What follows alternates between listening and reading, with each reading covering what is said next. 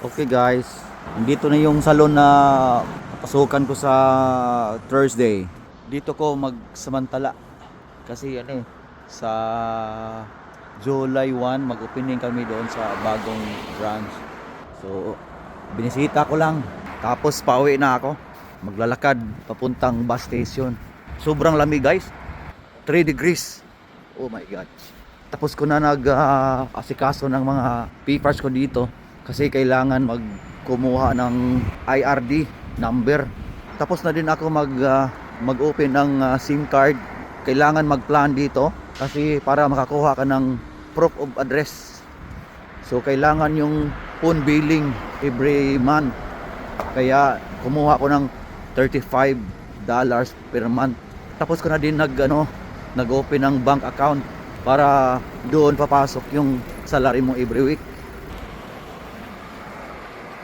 Tapos nakausap ko na yung amo ko.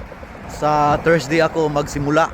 Temporary lang ko sa dyan na branch. Kasi mag-opening kami sa July 1 sa mall. Kasi doon daw unisex.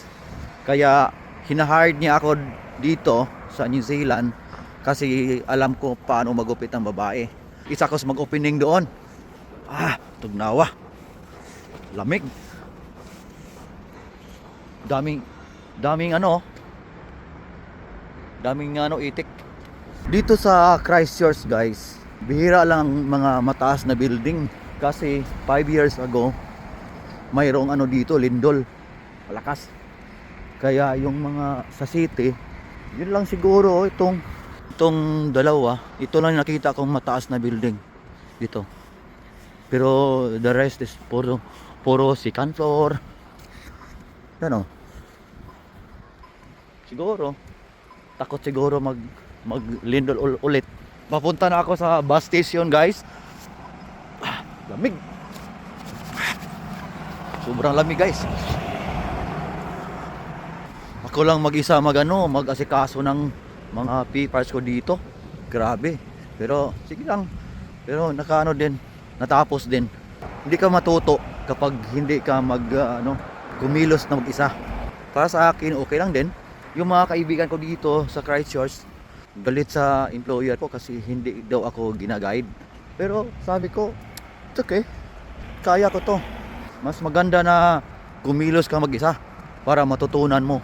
Kaya yung mga nagbalak na mag-apply dito sa New Zealand, yung mga barbers, ang ma-advise ko sa inyo, gumawa kayo ng Instagram. Tapos mag-upload kayo ng mga gawa ninyo. Kasi balang araw, dyan kayo makakuha ng mga employer. Kasi sa akin, nag-upload ko ng mga video sa Instagram. Tapos hindi ko iniisip na may magkukontak sa akin ng employer dito sa New Zealand. Yun. Tapos maghanda-handa kayo ng mga gastusin kasi magastos talaga. Ang gastos ko lahat siguro mga 280 pesos 1,000. Tapos yun lang guys.